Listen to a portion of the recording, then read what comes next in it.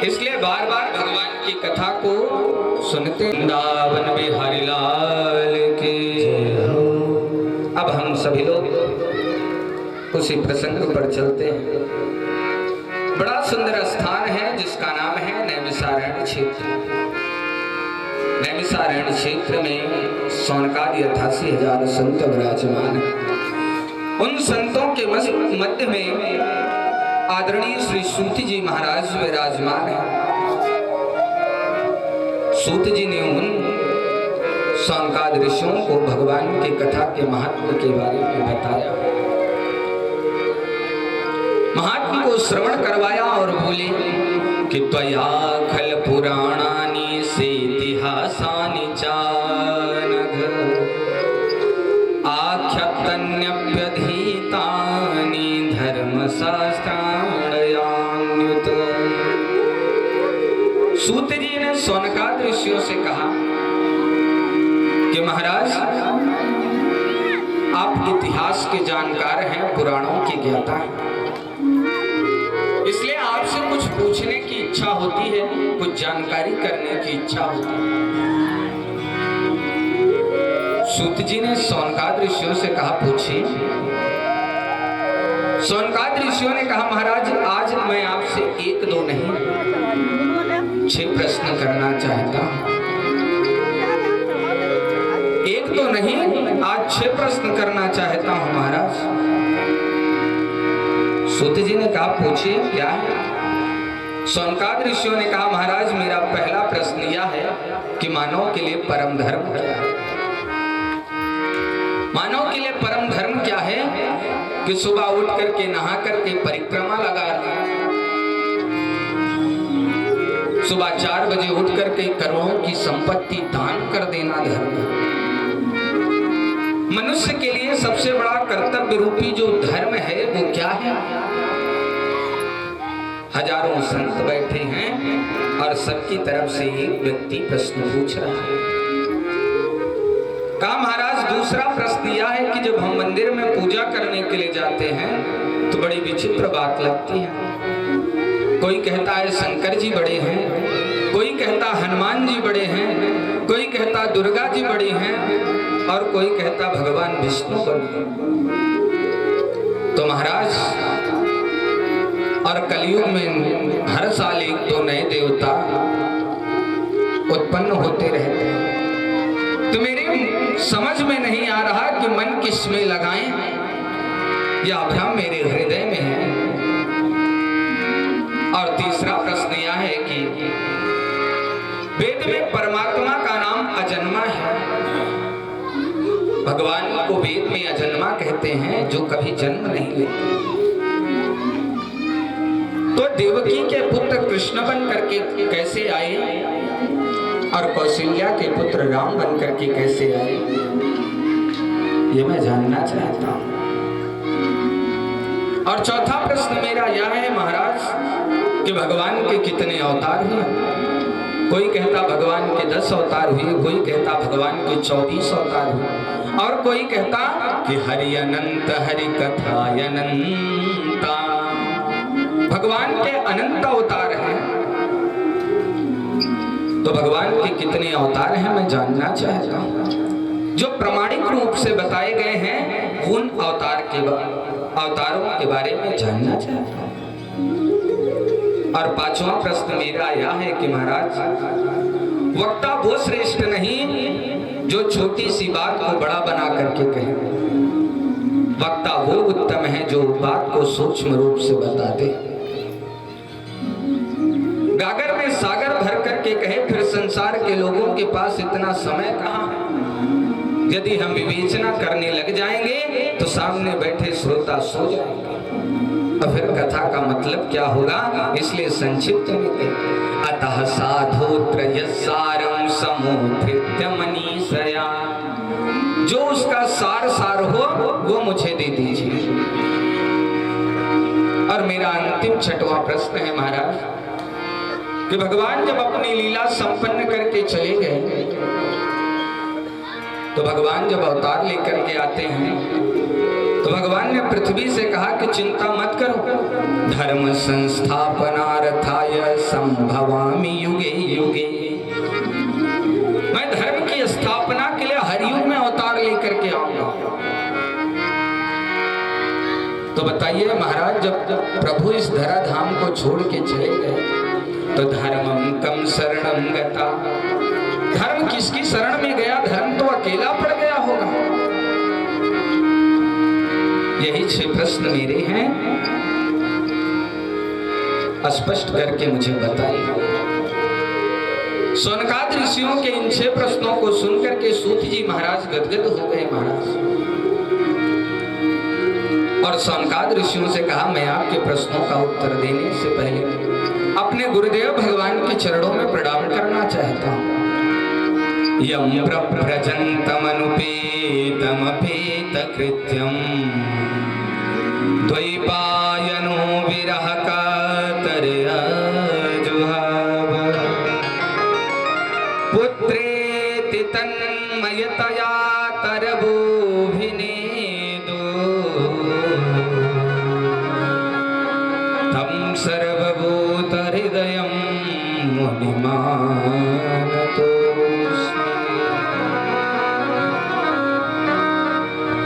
सुखदेव महाराज का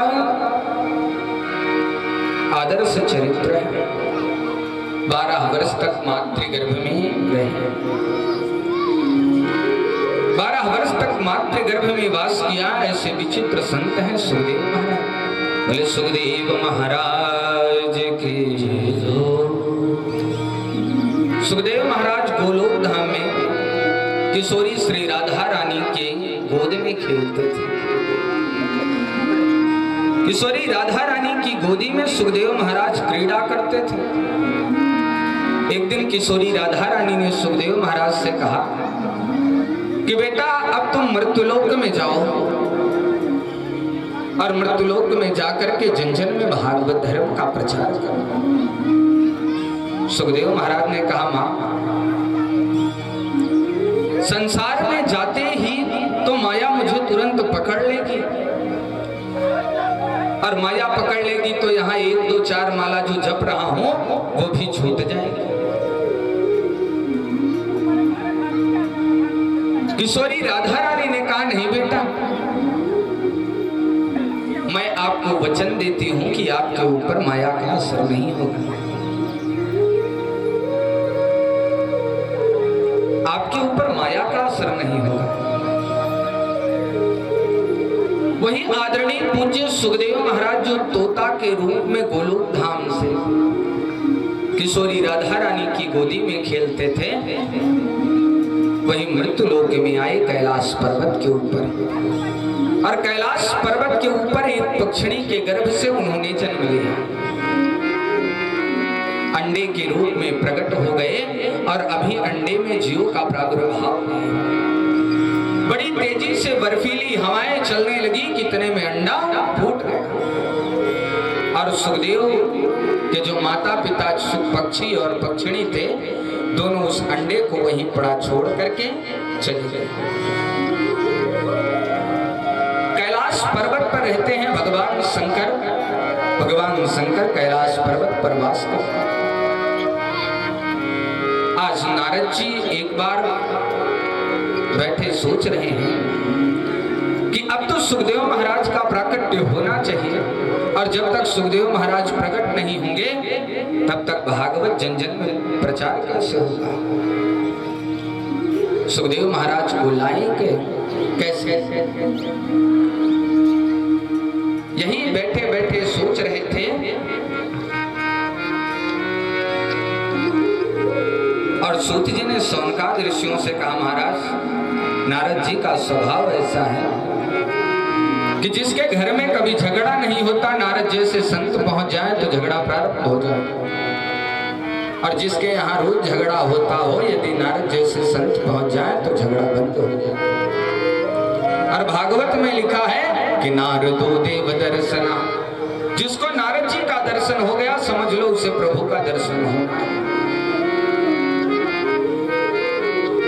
नारद जी मन में विचार कर रहे हैं कि अब तो सुखदेव जी को आना ही है। नारद जी ने सोचा लक्ष्मी नारायण में झगड़ा करवा चुका हूं। ब्रह्मा जी और उनकी पत्नी में भी विवाद हो चुका है, लेकिन शिव पार्वती में आज तक कभी विवाद नहीं हुआ। कोई ऐसे नाटक करूं कि जिससे शिव और पार्वती में भी झगड़ा हो जाए। नारद जी ने क्या किया कि सीधे कैलाश पर्वत पर चले और भगवान शंकर गुफा में बैठे तपस्या कर रहे थे। और नारद जी ने मां पार्वती को अकेले बैठी देखा कि मां पार्वती के पास चली गई। मां पार्वती ने जैसे नारद जी को देखा कि नारद जी को देख करके कहा, आइए नारद जी पधारिए, बड़ी कृपा की आप आए, आज बहुत दिन के बाद आप आए। आसन दिया, नारद जी बैठे, लड्डू रख दिया, जल रख दिया। विराजिए भाई, आप दिखाई नहीं देते, नारद जी कहाँ रहते हैं? नारद जी ने कहा, मां आजकल मैं कहीं आना जाना बंद कर दिया। मां पार्वती ने कहा, क्या हुआ? नारद जी ने कहा, मैं किसी के यहाँ जाता आता नहीं, किसी के घर एकदम जाना आना बंद कर दिया। क्या बताऊं मां, इन संसार के लोगों का प्रेम केवल बनावटी है। दुनिया में जो भी व्यक्ति है वो प्रेम केवल स्वार्थ से करता है, दिखावा करता है। सुर नर मुनि सबके आहरीति, स्वार्थ लाग करई सब प्रीति। प्रेम तो केवल बनावटी है, इसलिए मैं कहीं आना जाना बंद कर दिया। मां पार्वती ने कहा, ऐसे कैसे कहेगा? अरे हमारे प्रभु तो हमसे खूब प्रेम करते हैं। हमारे प्रभु मुझसे इतना प्रेम करते हैं कि गुरुदेव के द्वारा जो कान में मंत्र दिया गया उसे भी मुझे बताया, जो कि कहा जाता है किसी से बताया नहीं जाता। गुरु गोपनीयम गोपनीयम गोपनीयम प्रयत्नतः, गुरु मंत्र को गुप्त रखना चाहिए, लेकिन वो भी मुझसे आकर के बताए। मेरे प्रभु मुझसे इतना प्रेम करते हैं कि जब समाधि में बैठते हैं और समाधि में उन्हें जो प्रभु का दर्शन होता है, आकर सबसे पहले मुझे बताते हैं। मुझसे खूब प्रेम करते हैं, आज तक मुझसे कोई बात छिपाई नहीं है। नारद जी ने कहा, भगवान करे आपका प्रेम ऐसे बढ़ता रहे, आपके पति आपसे जरूर सारी बातें बताते रहे, लेकिन आपसे कभी उन्होंने ये बताया कि उनके गले में जो मुंड माला पहने हैं वो किसकी है? आपको ये कभी बताया है? पार्वती जी ने कहा कि प्रेम तो मुझसे खूब करते हैं, सब बातें बताएं, लेकिन ये कभी नहीं बताया। नारद जी ने कहा, तब आपसे क्या प्रेम करते हैं, ये बात तो आपसे छुपाई है। 24 घंटे जिस माला को गले में धारण करे रहते हैं, उसे आपको कभी नहीं बताया उसके बारे में। नारद जी ने कहा, आप जाने आपका प्रेम कैसा है। और इतना कह के नारद जी चले गए। और इतना ही काफी था, भगवान शंकर के यहाँ से नारद जी गए और मां पार्वती बैठी थी। मां पार्वती ने क्या किया कि सुंदर वस्त्रों को उतार करके पुराने वस्त्रों को पहन लिया, आभूषणों को उतार दिया और कूप भवन में चली गई। मां नाराज हो गई। भगवान शिव आए, पार्वती के पास जाकर के देखा, पार्वती पुराने कपड़े पहने हैं, आभूषण उतार करके किनारे बैठी है, नाराज हो। भगवान शिव ने कहा, देवी क्या हुआ, क्यों नाराज हो, क्यों उदास हो? मां पार्वती ने कहा, रहने दीजिए, आप अंदर से भी काले हैं, बाहर से भी काले हैं। भगवान शिव ने कहा, अंदर तो काला वो होता है जो कपटी होता है, और मैंने जीवन में तुमसे कभी कोई कपट किया ही नहीं, सारी बातें तुम्हें बताया। पार्वती ने कहा कि 24 घंटे मुंडों की माला पहने रहते हो, इसमें किसके मुंड लगे हैं ये आपने मुझे कभी बताया? भगवान शिव ने कहा, देवी कभी अवसर ही नहीं मिला बताने का। मां पार्वती ने कहा, मुझसे खूब प्रेम करते हैं, लेकिन ये बात मुझसे छुपाई। भगवान शिव ने कहा, मैं आपसे वास्तविक प्रेम करता हूं, सच्चा प्रेम करता हूं, और इसके वास्तव में प्रमाण ये मुंडों की माला है। वैसे आप पराम्बा जगदम्बा लीला की सिद्धि में जब बार बार अवतार लेकर के आती हैं और जब शरीर छोड़ करके चली जाती हैं तो मैं आपके मुंडों को निकाल करके अपने माले में पिरो लेता हूं। आप जब देह का परित्याग कर देती हैं और मुंडों की माला में पहने रहता हूं हर समय। पार्वती जी ने कहा, अच्छा आप कपटी नहीं, आप तो महाकपटी निकले। भगवान शिव ने कहा, क्या हुआ देवी? मां पार्वती ने कहा, आप ये बताइए, मुझे बार बार मरना पड़ता है और आप एक बार भी नहीं मरते। भगवान शिव के नेत्र सजल हो गए, नेत्रों से अश्रु प्रवाह होने लगा। कहा, देवी मैंने एक अद्भुत पान किया है, अमर कथा का पान किया है, मैंने अमृत पान किया है और वो अमृत श्रीमद् भागवत महापुराण है। इसलिए न मेरा जन्म होता है न मैं मरता हूं। मां पार्वती चरणों में गिर पड़ी, प्रभु अब मुझे भी नहीं मरना है, अब मुझे भी अमर कथा का पान करवाइए। भगवान शिव ने कहा, देवी भागवत सुनने के 3 विधान हैं। पहला यह है कि भागवत की कथा समूह बैठ करके सुननी चाहिए। कभी व्यास मंच के पीछे बैठ करके भागवत सुनना अपराध होता है। दूसरी बात है कि भागवत की कथा में बीच में उठना और बैठना नहीं चाहिए, बीच में व्यर्थ की बातें नहीं बोलनी चाहिए। बोलना है तो कीर्तन बोलिए। और तीसरी बात है कि भागवत की कथा में सोना नहीं चाहिए, एकाग्र होकर तन्मय होकर के सुनना चाहिए। लेकिन देवी जब मैं कथा सुनाता हूं तो नेत्र बंद करके सुनाता हूं और मुझे कैसे पता चलेगा कि आप बैठ करके सामने कथा सुन रही हैं? मैं कैसे जान पाऊंगा? इसलिए जब तक कथा चलेगी तुम बीच बीच में ओम ओम का उच्चारण करती हो। मां पार्वती ने कहा, ठीक है। भगवान शिव वक्ता हो गए, मां पार्वती श्रोता हो। कैलाश पर्वत पर अब कोई नहीं है। शिव जी के पीछे फूटा पड़ा हुआ एक अंडा है, एक तोते का। भगवान भोलेनाथ भागवत सुनाने लगे और मां पार्वती ओम ओम का उच्चारण करने लगी। पहले दिन की कथा समाप्त हुई कि तोते में का जो अंडा था वो साबुत हो गया। आज उस अंडे में जीव का प्रादुर्भाव हो गया और दूसरे दिन की कथा विश्राम ली कि कथा के प्रभाव से वह अंडा फूट गया।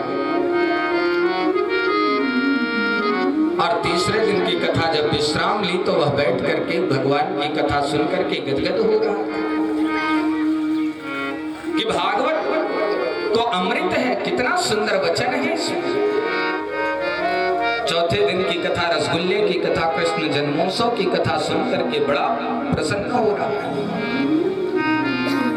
आज की जैसे 3 घंटे की कथा नहीं होती, भगवान शिव सूर्योदय से लेकर के सूर्यास्त तक मां पार्वती को कथा सुनाते थे।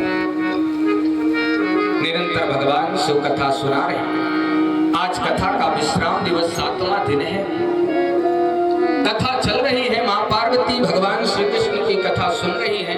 भगवान शिव बड़े प्रेम से सुना रहे हैं और पक्षी बड़े प्रेम से कथा सुन रहा था। भगवान शिव ने कहा, देवी जब उद्धव को पता चला कि प्रभु श्री कृष्ण अब अपनी लीला समाप्त कर जाना चाहते हैं, उद्धव चरणों में गिर पड़े और उद्धव ने कहा, प्रभु योगी सयोग विन्यासा योगात्मन योग संभव। महाराज आप योग के स्वामी हैं, योग के अधिष्ठान, योग के अधीश्वर हैं। आप बताइए सन्यास क्या है, त्याग क्या है, वैराग्य क्या है? और यह ज्ञानमय प्रसंग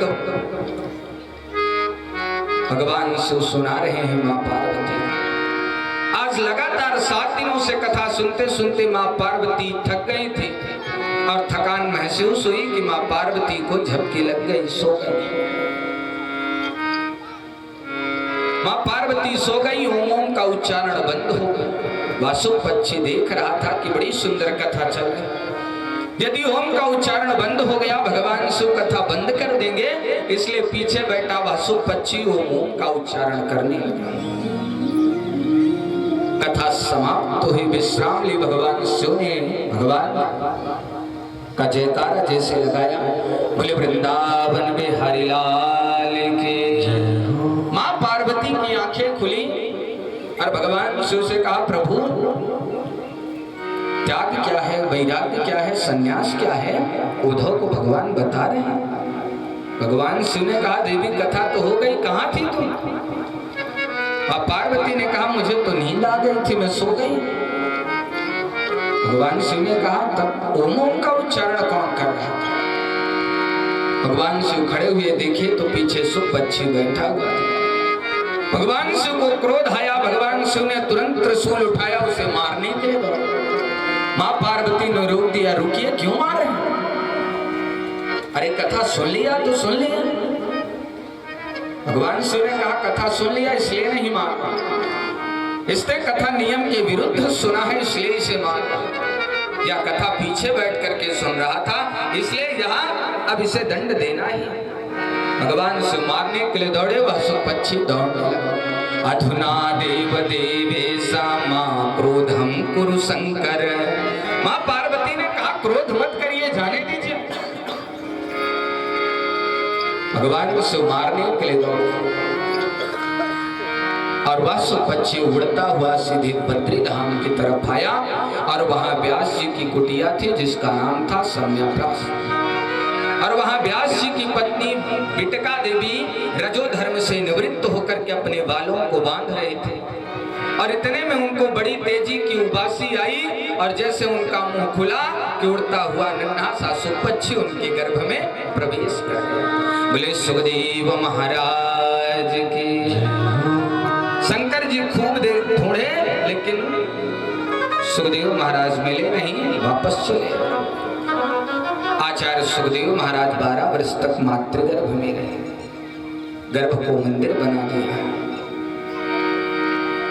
सूत जी ने सौनकाद ऋषियों से कहा कि महाराज, सुखदेव महाराज ने गर्भ को मंदिर बना दिया, 12 वर्ष तक मां के गर्भ में वास किया। लेकिन आज व्यास जी की पत्नी ने व्यास जी से कहा, अजी सुनते हो? व्यास जी ने कहा, क्या हुआ? व्यास जी की पत्नी ने कहा, मेरे गर्भ में वेद मंत्रों की ध्वनि सुनाई देती। व्यास जी ने कहा, हमें लगता है जरूर कोई ज्ञानी महापुरुष तुम्हारे गर्भ में पड़ रहा। व्यास जी की पत्नी ने कहा, लेकिन 12 वर्ष हो गए, ये बाहर आने का नाम नहीं लेते, 12वां वर्ष चल रहा है। व्यास जी ने कहा, बेटा बाहर आओ। सुखदेव महाराज ने गर्भ से अंदर से ही बोले कि मैं बाहर नहीं आऊंगा, क्योंकि बाहर जैसे आऊंगा कि भगवान विष्णु की माया मुझे पकड़ लेगी और मैं वचन देता हूं कि तुम्हारे ऊपर भगवान विष्णु की माया का असर नहीं होगा, बाहर आ जाओ। सुखदेव महाराज ने कहा, पिताजी माया बड़ी चंचल है और ये माया बहुत विचित्र है, माया से पार पाना किसी की बस की बात नहीं। भूमि परत ढाबर पानी जनु जीव ही माया लपिता।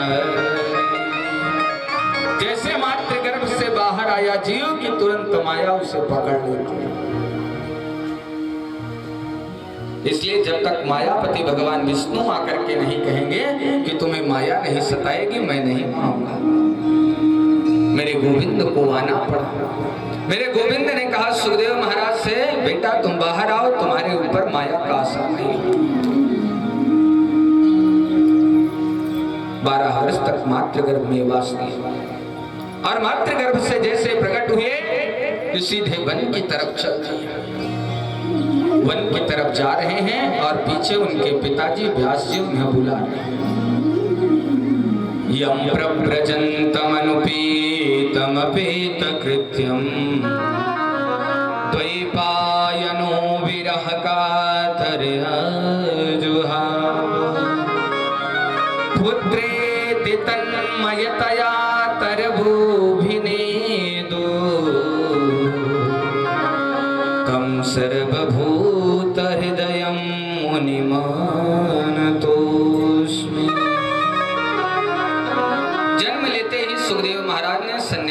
प्रमाण कर लिया।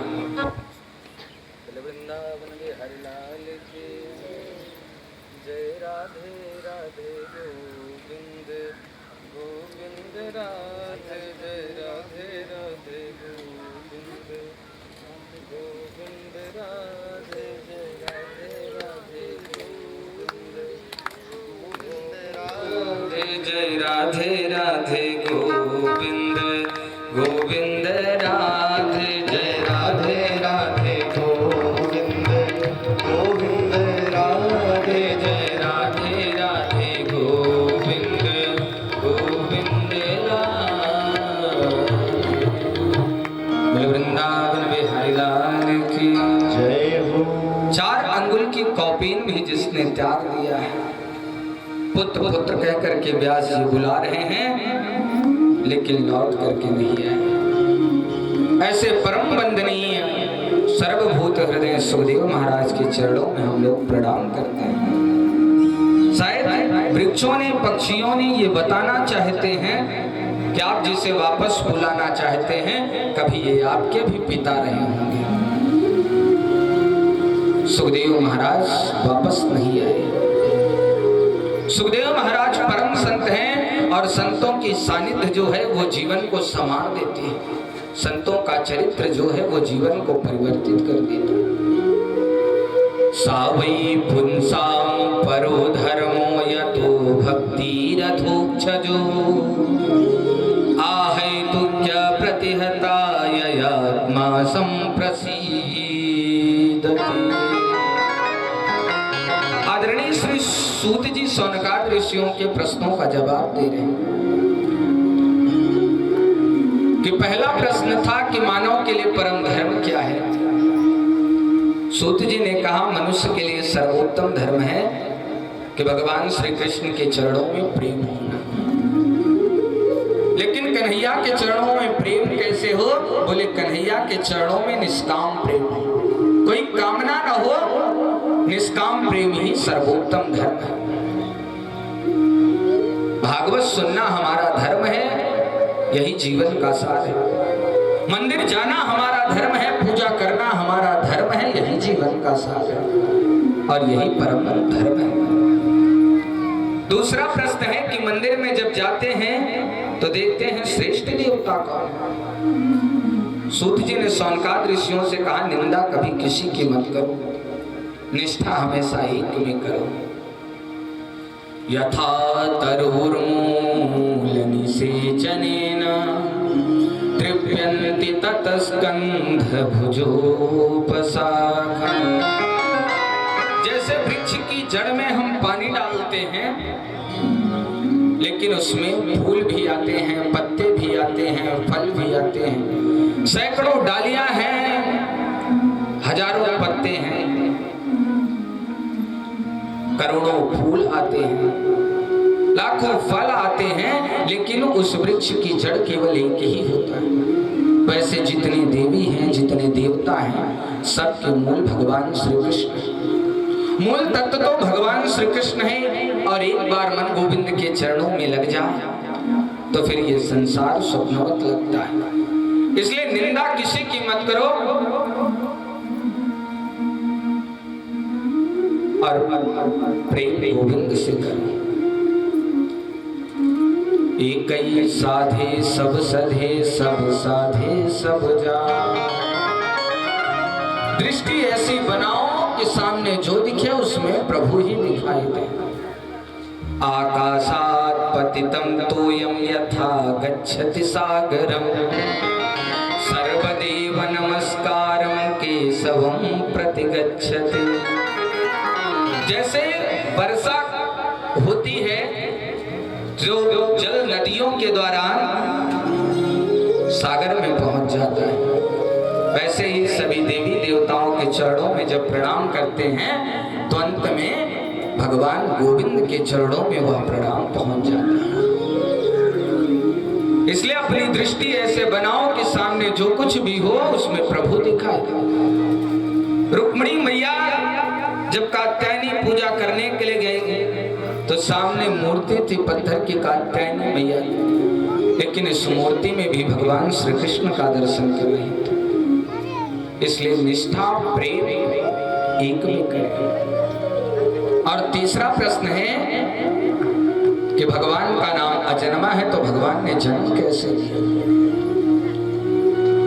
तो भगवान कभी जन्म नहीं लेते, भगवान का तो अवतार होता है। और परमात्मा के भिन्न भिन्न अवतार हैं। जब जब होई धर्म कई हानि, बाढ़हि असुर अधम अभिमानी, तब तब धरे प्रभु विविध शरीरा,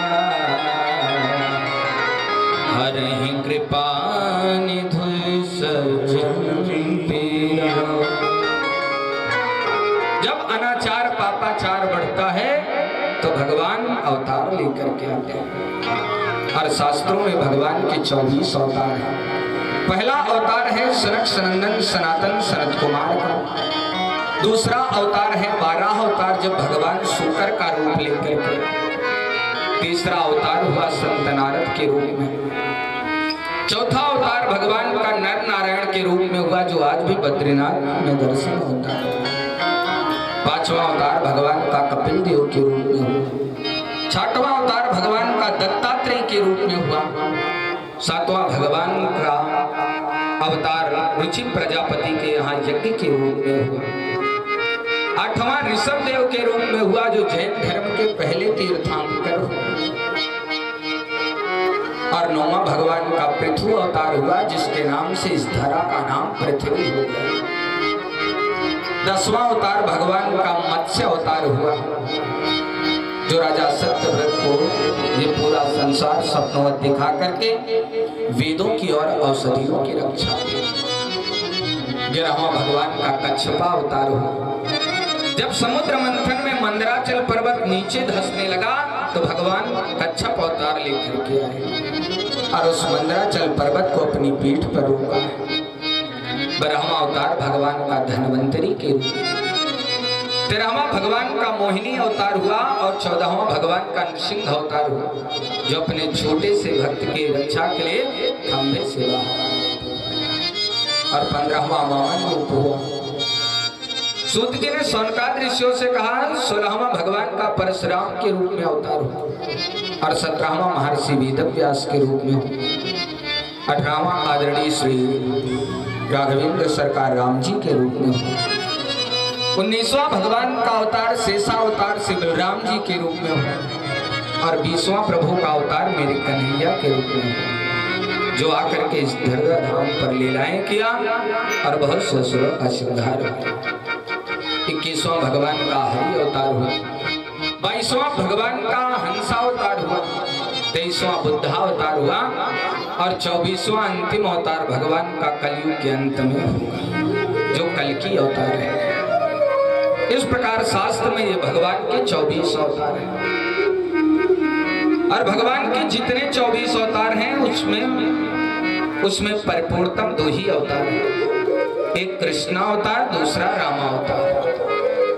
राम कृष्ण 2 एक हैं, अंतर नाहि निमे, इनके नयन गंभीर हैं, मुनके चपल बिसे। राम कृष्ण दोनों एक हैं, दोनों में कोई अंतर नहीं है, लेकिन राम के नेत्रों में गंभीरता है और कृष्ण के नेत्रों में चपलता है। राम मर्यादा पुरुषोत्तम है तो कृष्ण लीला पुरुषोत्तम है।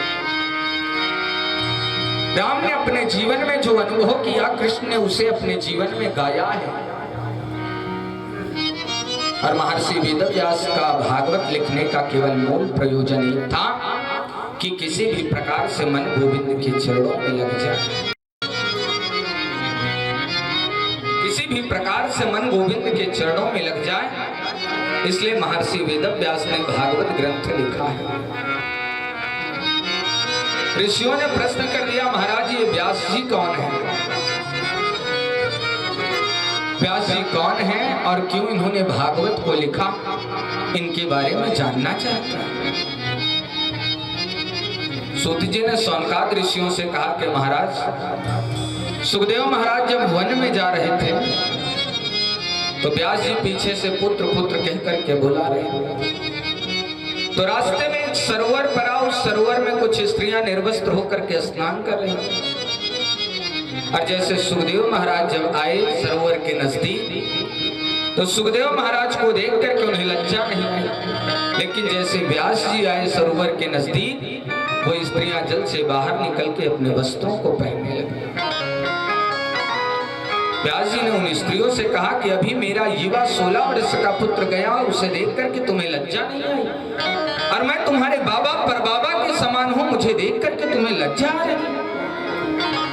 उन स्त्रियों ने हाथ जोड़ करके कहा, महाराज, सुखदेव महाराज का जीवन इतना महान है, उनका विचित्र उनका चरित्र है कि उनके सामने 1000 वस्त्र भी पहन ले तब भी निरवस्त्र है। वो ये जानते नहीं स्त्री पुरुषा भेद रहिता, उन्हें स्त्री और पुरुष का भेद नहीं कि स्त्री क्या है पुरुष क्या है, अंतर पता ही नहीं। वो तो परमहंस है महाराज, और आप संसार में रहते हैं, इसलिए आपको देख करके लज्जा आई, संकोच। व्यास जी ने सोचा ऐसा मेरे पुत्र का चरित्र है, इसे लौटा करके मैं ला नहीं सकता। ऐसे वीतराग हैं सुखदेव महाराज।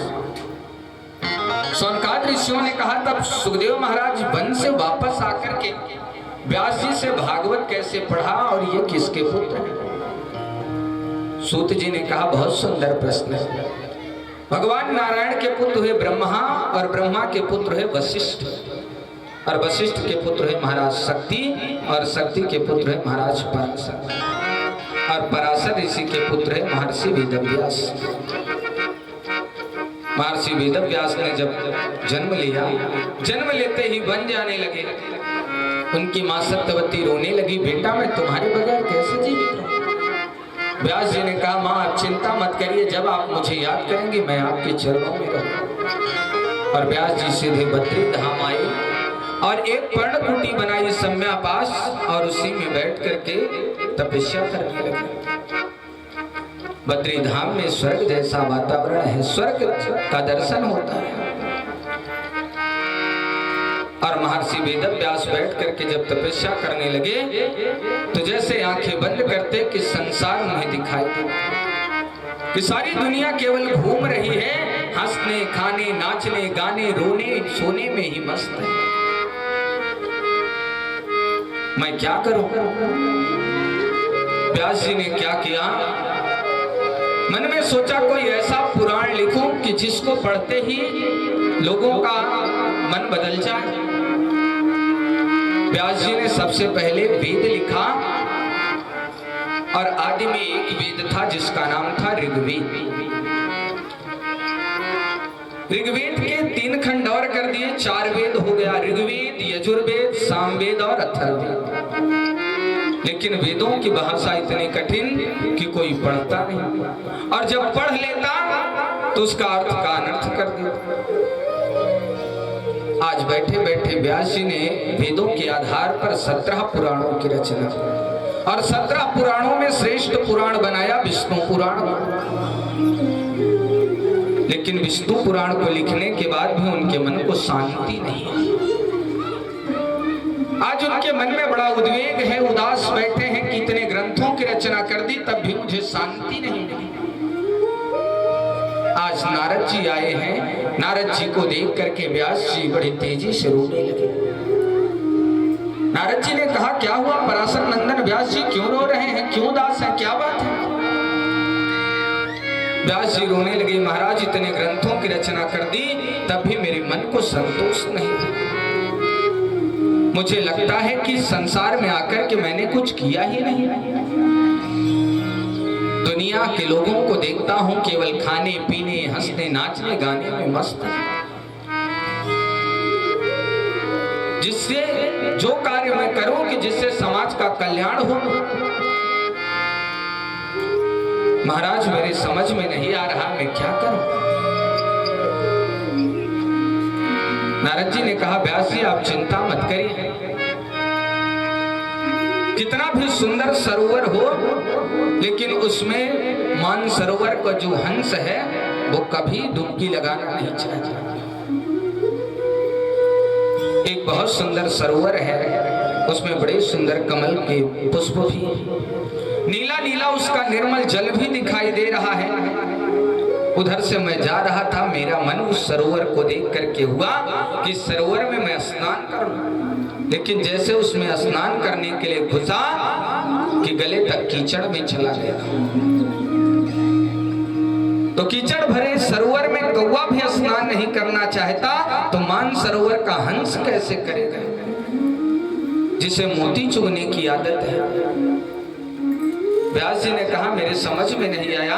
नारद जी ने कहा बड़ी सीधी सी बात है, आपने ग्रंथों की रचना कर दी, लेकिन संसार के कार्यों में फंसे जो लोग हैं उनके लिए वो सब ग्रंथ अच्छे हैं, लेकिन जो हंसों के समान राम और कृष्ण के परम भक्त हैं, उनको जानने के लिए, समझने के लिए जब तक भागवत की रचना नहीं करेंगे तब तक शांति नहीं है। क्योंकि भागवत को वैष्णव जन पढ़ते हैं, भक्त पढ़ते हैं, और जब तक आप भागवत नहीं लिखेंगे आपके मन को संतोष नहीं होगा। व्यास जी ने कहा महाराज लेकिन बुढ़ापा आ गया है, अब मैं क्या करूं, अब मुझसे कुछ होता नहीं। नारद जी ने कहा व्यास जी आप निराश मत होइए, आप निराश मत होइए, मैं आपको बता रहा हूं इसका उपाय। मेरे पिता ब्रह्मा ने भगवान नारायण से जो भागवत का दान पाया है 4 मंत्रों का, मैं उसे आपको दे रहा हूं, और उसी 4 मंत्र पर आप विस्तार पूर्वक भागवत की रचना करिए, आप उस पर व्याख्या करें। नारद जी ने कहा, व्यास जी ने कहा लेकिन महाराज मैं बुढ़ापा आ गया है, मैं कुछ कर नहीं सकता, अब मेरे बस की बात नहीं। नारद जी ने कहा आप चिंता मत करिए, केवल भगवान के चरणों का आश्रय ले लीजिए और कोई कार्य बड़ा नहीं। जब चिंता कोई सताए तो भजन करो, जब चिंता कोई सताए तो भजन करो, जब चिंता कोई सताए तो भजन करो, तो भजन करो, जब व्याकुल मन घबराए तो भजन करो।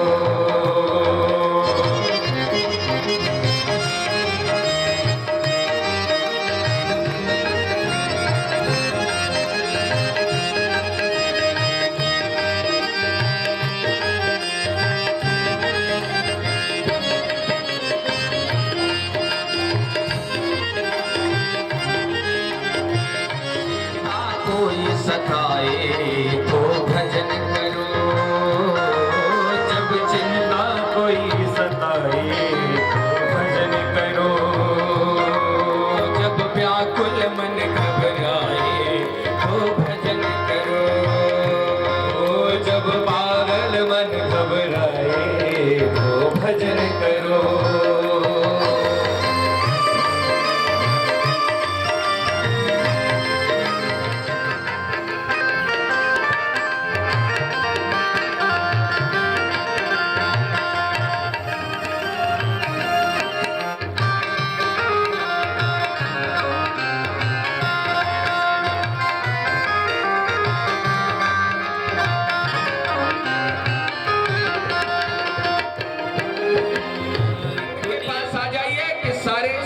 सारे कष्ट दूर हो।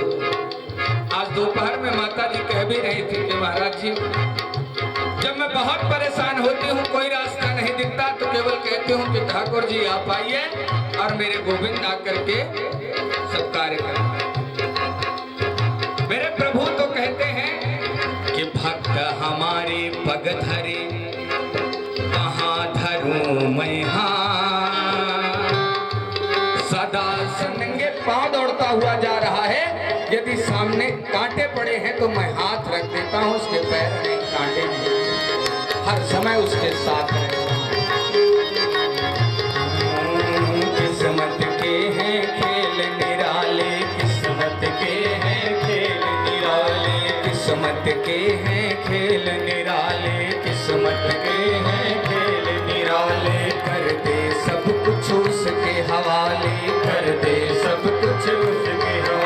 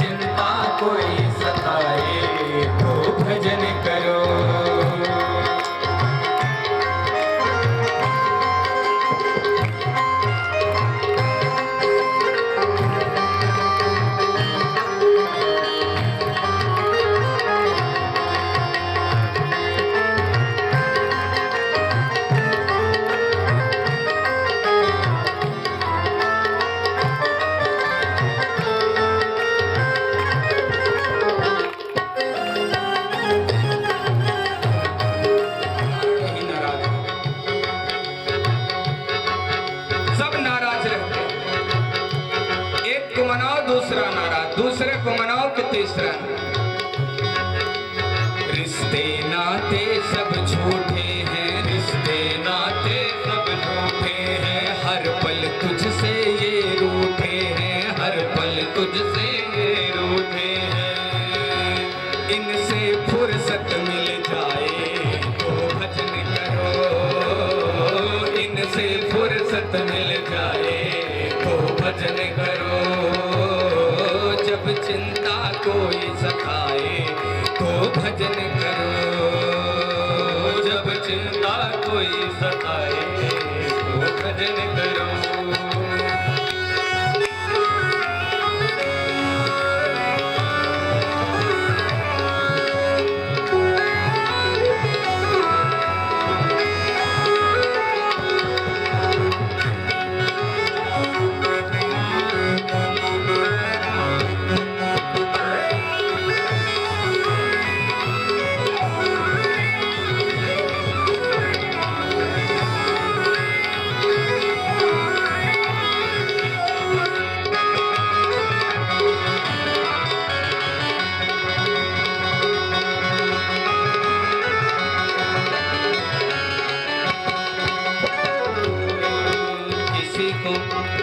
किसी को शोहरत पे नाज है, किसी को दौलत पे नाज है, किसी को शोहरत पे नाज है, किसी को दौलत पे नाज है।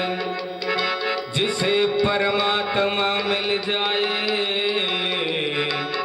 उसे अपनी किस्मत पे नाज है।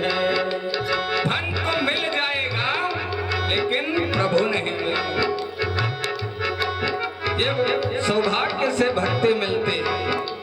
भजन का मतलब मैंने जाना, भजन का मतलब मैंने जाना, आप गवा कर उसको पाना, आप गवा कर उसको पाना।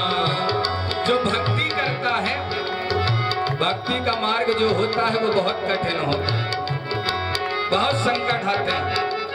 ज्यादा भक्ति करो तो लोग कहते हैं दिखावा कर रहे हैं, बहुत आलोचना भी करते हैं, बहुत सारी बातें भी लोग कहते हैं कि दिखावा कर रही हैं, नाम कुछ और काम कुछ।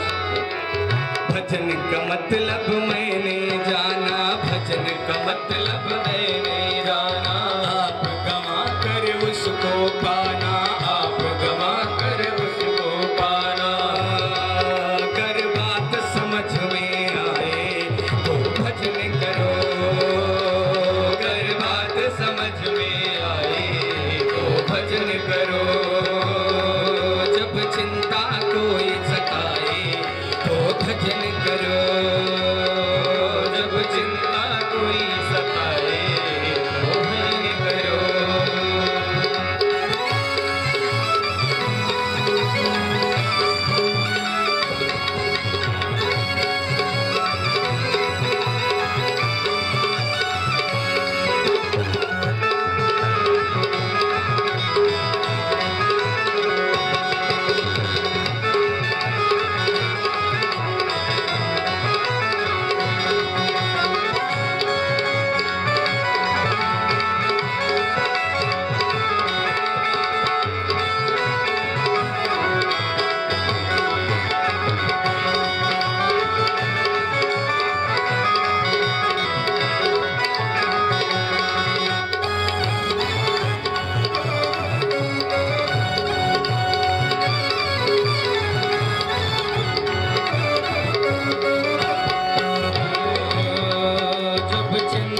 कोई सताए तो भजन करो, जब चिंता कोई सताए तो भजन करो।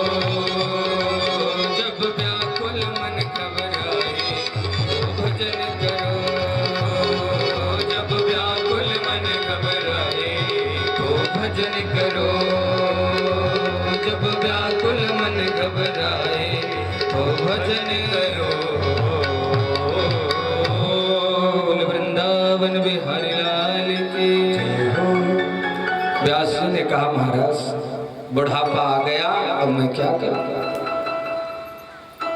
नारद जी ने कहा कि व्यास जी बुढ़ापा आ गया, मैं जानता हूं कि बुढ़ापा आ गया है, लेकिन जो व्यक्ति संतों के चरणों का आश्रय ले लेता है वह भवसागर से पार हो जाता है। व्यास जी ने कहा, महाराज एक प्रश्न करना चाहता हूं कि संत कृपा बड़ी होती है कि भगवंत कृपा बड़ी होती है? संत कृपा बड़ी या भगवंत कृपा बड़ी? नारद जी ने कहा, मैंने बताया कि संत कृपा भगवंत कृपा से ऊंची होती है। संत की कृपा जब हो जाती है तो भगवान पीछे पीछे चलते हैं। गुरु गोविंद खड़े का के लागू पा, बलिहारी गुरु आपने गोविंदियो बता। गोविंद से मिलाने का सामर्थ्य गुरु में, और गुरुदेव की कृपा हो गई तो भगवान पीछे पीछे चलते हैं। तो परमात्मा की कृपा से ऊंची संत कृपा है। नारद जी ने कहा, संत कृपा परमात्मा कृपा से ऊंची है, इसका प्रमाण मैं हूं। मैं पूर्व जन्म में एक दासी पुत्र था। मेरा जैसे जन्म हुआ कि मेरे पिता की मृत्यु हो गई। मेरी वृद्धा माता थी, मुझे गोदी में लेकर सदगृहस्थ ऋषियों के आश्रम पर गई। मेरी माँ विधवा थी, मैं छोटा सा बालक था। मेरी माँ संतों के आश्रम पर रहती, सेवा करती, गाय धोती, सेवा करती, और संतों की कृपा से आश्रम पर रहती, प्रसाद मिलता, पाती, सत्संग करती। धीरे धीरे मैं बड़ा हुआ। मैं भी माँ के साथ रहता, जल भर के लाता, मंदिर में झाड़ू लगाता, गाय धोकर के लाता, प्रेम से प्रसाद पाता, सत्संग श्रवण करता। आज कुछ दिनों के बाद वो संत जाने लगे, मैं भी उन संतों के साथ जाने के लिए तैयार हूं। जब यह बात मेरी माँ को पता चली तो मेरी माँ उन संतों के पास जाकर के कही, महाराज इतने दिनों तक आपकी सेवा की और अब बुढ़ापा आ गया, कब तक जीऊं? मेरे जीने का केवल एक सहारा मेरा पुत्र है, और यह भी आपके साथ चला जाएगा तो मैं जीवित कैसे रहूंगा? नारद जी ने कहा, मैं वापस लौट करके आया। संतों ने मुझे बताया, बेटा पिताजी तुम्हारे रहे नहीं और माता जी तुम्हारी हैं, जब तक हैं उनकी सेवा करो। जब ये नहीं रहेंगी तो तुम मेरे पास चलो। मातृ देवो भव पितृ देवो भव। नारद जी ने कहा, जब वो संत जाने लगे मैं बड़ी तेजी से रोने लगा, चरणों में गिर पड़ा। आप मुझे छोड़ करके जा रहे हैं, आप मुझे बता करके जाइए, मैं कैसे रहूं? उन संतों ने मुझे एक मंत्र दिया, कहा इसका नित्य जप करना। मेरे कान में मंत्र दिया, ओम नमो भगवते तुभ्यं वासुदेवाय धीमहि। अब मेरा मन घर में लगता नहीं, मैं इकलौता था, मेरी माँ मुझसे बड़ा प्रेम करती। थोड़ी देर के लिए उसकी आंखों से ओझल होता, माँ मुझे ढूंढने लगती, बेटा रामदास कहाँ? मैं एकांत में बैठा उस मंत्र का जप करता। एक दिन बैठे बैठे जप कर रहा था और मन में सोचा कि हे भगवान, मेरी माँ की मृत्यु हो जाए तो अच्छा रहे। यही सोच रहा था कि दूसरे दिन मेरी माँ गाय धोने के लिए गई गौशाले में, और रात्रि में अंधेरा था और वहां घास में एक सर्प बैठा था। मेरी माँ को डस ली और मेरी माँ की मृत्यु, मेरी माँ मर गई। नारद जी ने कहा, जब मेरी माँ की मृत्यु हो गई, मुझे समाचार मिला, मैं बड़ी तेजी से एकदा निर्गतां गेहादुहन्तिं निशिगां पति सर्पोद सत्पदा स्पृष्टा कृपणां कालनोदिता। मैं बड़ी तेजी से रोया, लेकिन मेरे दोनों आंखों से दो प्रकार के आंसू निकले। दाहिनी आंख से मेरे गर्म आंसू और बाईं से ठंडे आंसू। गर्म आंसू इसलिए निकल रहे हैं कि मेरी मां मर गई है, बड़ा कष्ट है, इसलिए गर्म आंसू निकल रहे हैं। और ठंडे आंसू इसलिए निकल रहे हैं कि हे भगवान, मेरी मां की मृत्यु हो गई, अच्छा हुआ, मुझे भजन करने से कोई रोकेगा नहीं। मेरे दोनों आंखों में दो प्रकार के आंसू निकले। मैं अपनी माँ के शरीर के सभी संस्कार करने के बाद मैं उन संतों के बताए हुए स्थान पर गया, बद्रीधाम। एक गुफा में बैठ गया, संतों के बताए मंत्र को जपने लगा। ओम नमो भगवते वासुदेवाय। ऐसा आनंद आया, ऐसा तन्मय हो गया कि मेरे हृदय में गोविंद का प्राकट्य हुआ। और व्यास जी एक क्षण में वह झांकी हट गई, अंतर ध्यान हो गई। मैं बड़ी तेजी से रोने लगा। इतने में आकाशवाणी हुई कि अभी तुम्हारे पूर्व जन्म के कुछ संस्कार शेष हैं, इस जन्म में तुम मुझे मिलना संभव नहीं। जब सारी सृष्टि प्रलयंकर समुद्र में डूब जाएगी और तुम्हारी भी मृत्यु हो जाएगी, पुनः सृष्टि का सृजन होगा, तो देखो आज संतों की कृपा से, सत्संग का आशीर्वाद कि वही दासी पुत्र रामदास आज देवर्षि नारद बन गया। देवदत्तामिमां वीणां स्वर ब्रह्म विभूषितां। और भगवान के द्वारा मुझे वीणा मिली जो मैं निरंतर प्रभु का गान करता हूँ। व्यास जी संतों के आशीर्वाद से दासी पुत्र देवर्षि नारद बन गए। आप भागवत की रचना क्यों नहीं कर सकते? और व्यास जी ने समाधि लगाई। नारद जी ने उनके कान में 4 मंत्र दिए। व्यास जी ने अपने हृदय में उतार लिया और उस पे 18,000 मंत्र तैयार कर दिए। बृहद व्याख्या कर दी भागवत। लेकिन भागवत सुनाई किसे? पहला अधिकारी कौन है? जब तक अधिकारी मिलेगा नहीं उसे देंगे किसे? व्यास जी के हृदय से आवाज निकली कि भागवत का अधिकारी केवल आपका पुत्र सुखदेव है। व्यास जी के मन से आवाज आई कि जिसने 4 अंगुल की लंगोटी को भी त्याग दिया, उसे बुलाने का सामर्थ्य मेरे अंदर नहीं।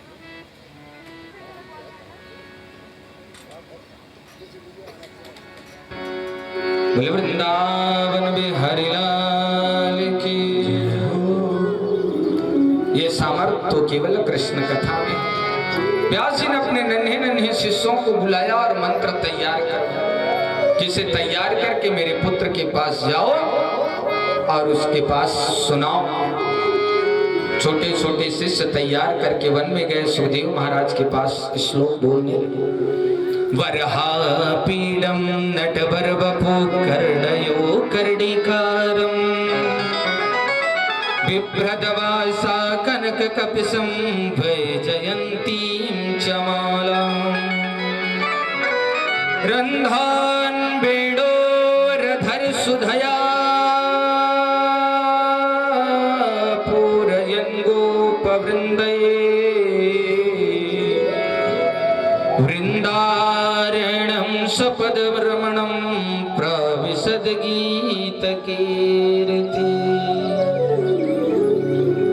वरहापीडम, जिसके मस्तक पर मोरपंख लगा हुआ है, पीतांबर पहने हुए हैं, कानों में कनेर के पुष्प लगे हुए हैं, गले में बैजंती की माला